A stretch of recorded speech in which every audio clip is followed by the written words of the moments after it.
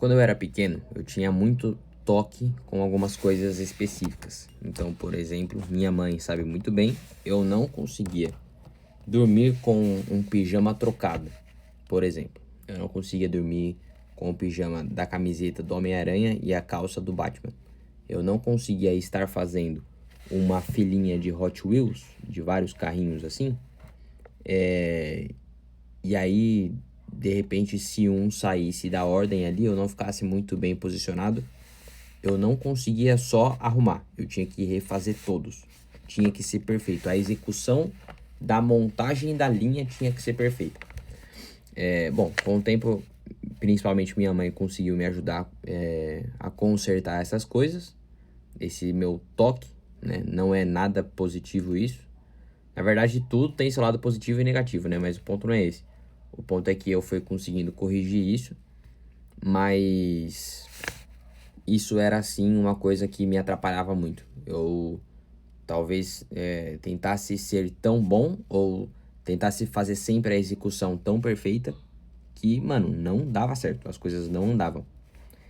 E esse aqui é mais um vídeo de um dos capítulos desse livro maravilhoso aqui, que eu estou lendo agora em agosto. Agora é agosto, hoje é dia 1 de agosto. E esse capítulo chama Vítimas da Perfeição.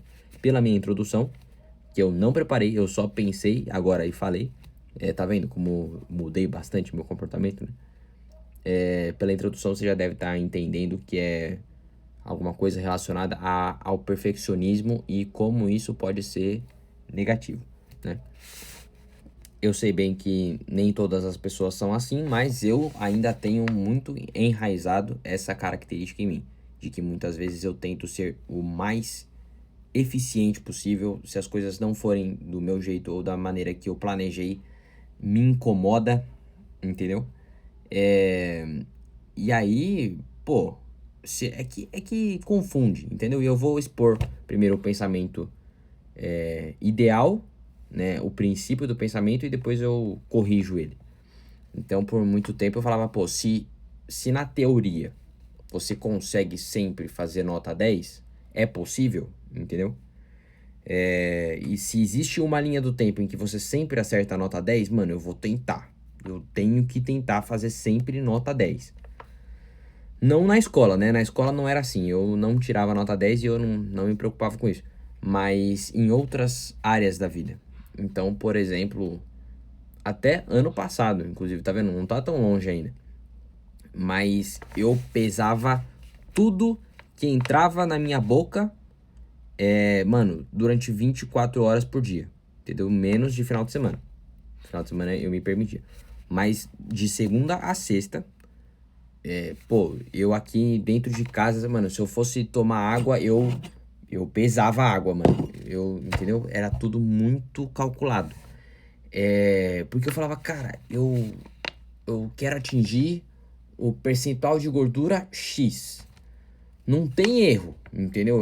Se eu gasto tantas calorias, porque o relógio tá contando, e se eu consumo aqui tantas calorias, eu vou conseguir. E de fato, mano, eu atingi um físico que eu estava desejando naquele período. Só que uma coisa que não é muito levada em conta é a dor de cabeça pra você, atingir isso, entendeu? Mano, olha a logística pra você pesar cada grama de arroz, mano, que você come, cada grama de proteína, enfim. Aí levanta a pergunta, vale a pena? De novo, essa pergunta aparenta, na verdade, surgir em todos os meus vídeos, né? Se as coisas valem a pena ou não. Mas, bom, aparentemente não. E aí, esse capítulo fala exatamente isso. Ele fala pra você ser bom o suficiente. Ele mostra que o universo não é perfeito. Por exemplo, vou começar falando sobre os primeiros exemplos que ele dá aqui na primeira página já. Nesse capítulo e em outros também, o autor cita muito o exemplo da natureza, da biologia. Então, coisas que a gente pode observar de padrão no universo, na natureza, na biologia, e aplicar para a nossa vida.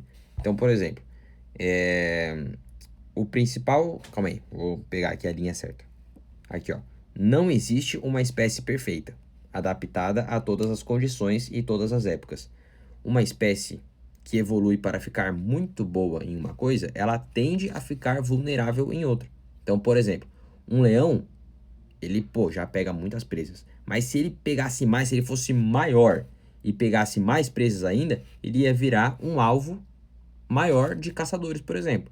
Se uma árvore fosse mais alta, ela receberia mais luz, por exemplo, ela cresceria mais, mas ela ia ficar mais frágil, enfim. Se ela fosse mais perfeita, ia estragar. É o ponto da aplicação da natureza aqui.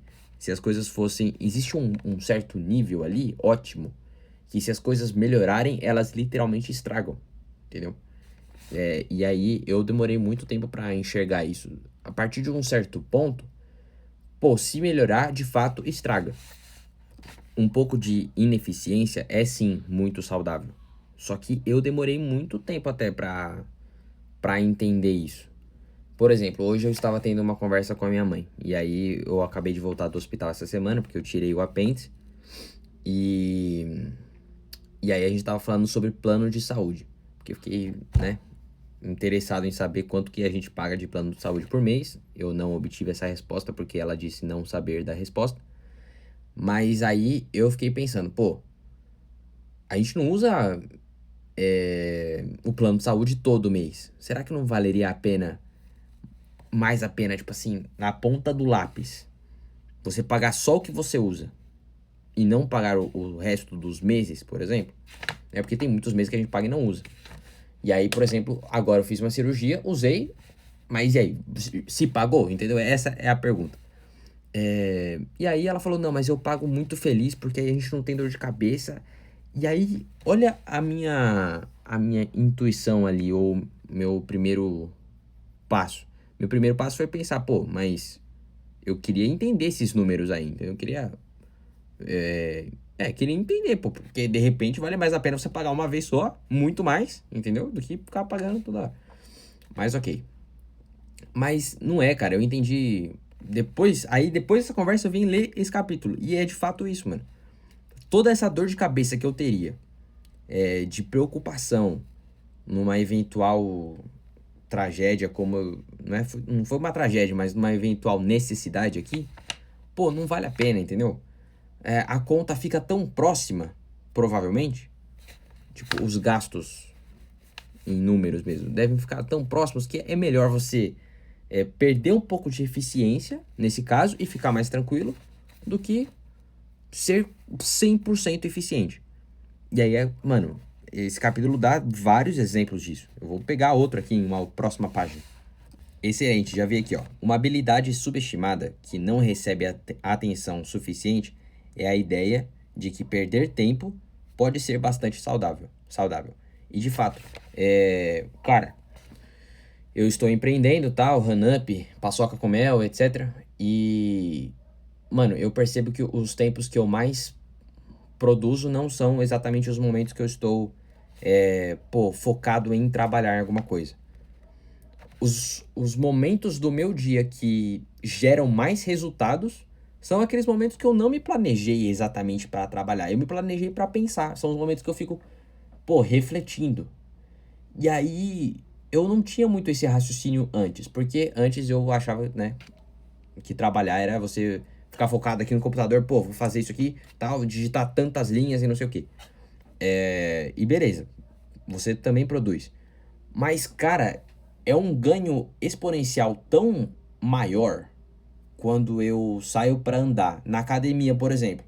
E aí na academia, eu estou pensando, entendeu? E o que eu pensei na academia, que é o meu momento de lazer, gerou um resultado muito maior do que o momento que eu estava aqui focado em trabalhar. Então, de novo, perder tempo ou ficar olhando pro teto, como na próxima página diz que Einstein fazia, mano, é muito subestimado. E as pessoas que falam, não, você não pode perder tempo, tem que ficar aqui às 8 horas de trabalho focado, bababá. Não é que tá errado, né? Não existe muito certo e errado nessa vida, mas é uma visão limitada e é uma visão perigosa. É isso que o livro apresenta.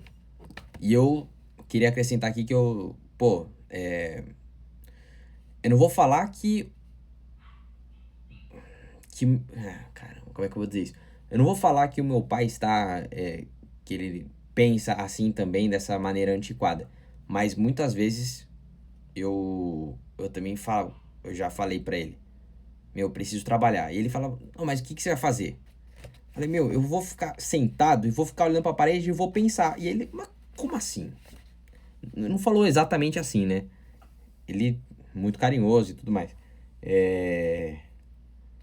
Mas aparentou não entender muito bem que eu precisava sentar e pensar.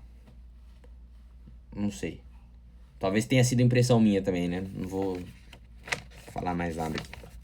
Bom, aí o autor dá vários outros exemplos aqui que querem dizer mais ou menos a mesma coisa. E aí ele deu um exemplo, aqui que é o último que eu vou citar mais ou menos. Eu não vou citar exatamente o que ele falou. Eu vou citar um negócio totalmente diferente, na verdade.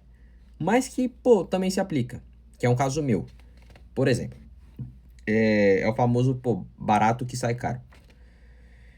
Eu, muitas vezes, quando, sei lá, vou em uma reunião em São Paulo, por exemplo, mano, eu acho um absurdo você pagar, sei lá, R$ 50 no estacionamento pra ficar 1 hora e meia, entendeu? Eu acho absurdo mesmo.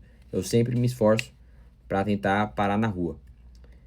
E aí, pô, muitas vezes funciona mesmo. Aí, todas as vezes que funciona e que eu não paguei R$ 50 no estacionamento, eu saio de lá feliz da vida, falando, caramba, economizei R$ 50. Economizei R$ 40. Ótimo. Tá vendo como o meu jeito está certo? Mas o que acaba não entrando muito na conta é que, por exemplo, teve uma vez que eu levei uma multa fazendo isso. Que eu parei num lugar errado. Pô, a multa já anulou todos os outros ganhos. Entendeu? Se alguém tivesse riscado meu carro, já anula todos os outros ganhos. Então, é esse o ponto do vídeo, é esse o ponto do capítulo. Esse nível, existe um certo nível de ineficiência que é bom. É uma prevenção, entendeu? Se você ficar tentando ser eficiente sempre, não vai ser muito bom. É isso aí. É mais ou menos isso.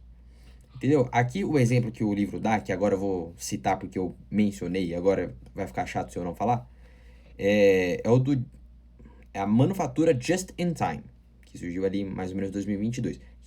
O que isso quer dizer? Cara, é um modelo de produção, de, fábrica mesmo, tão eficiente que ele não deixa gerar estoque. Então, ele recebe a informação de que uma loja está pedindo, por exemplo, paçocas com mel, e na hora produz. Tipo assim, pô, recebeu um alerta de que vai vir uma demanda daqui uma semana, então hoje eu produzo tal, e, mano, isso reduz de fato muito o tempo de estoque, o tempo de prateleira do produto. Pô, de fato é muito mais eficiente. Mas é tão apertadinho, que, mano, que se der uma merda ali de, por exemplo, no caso da paçoca, se o mel não chegar, se o amendoim não chegar, enfim, se a paçoca, sei lá, mano, enfim, se der algum problema, pô, não valeu a pena ser eficiente em 9 vezes. Porque uma vez que deu errado, cagou tudo, entendeu? Então, o que o capítulo quer incentivar aqui é que nós sejamos bons o bastante. Então tem que ser eficiente, tem que ser produtivo e tudo mais, mas não, talvez você não deva buscar o nota 10. Busca o nota 9, busca nota, sei lá, 8,5, nesses casos aqui que a gente tá falando, entendeu? Porque se melhorar, estraga. É isso. Top? É isso aí. Ó, vou finalizar com a frase aqui. A chave é perceber que, em geral, quanto mais perfeitos tentamos ser, mais vulneráveis nos tornamos.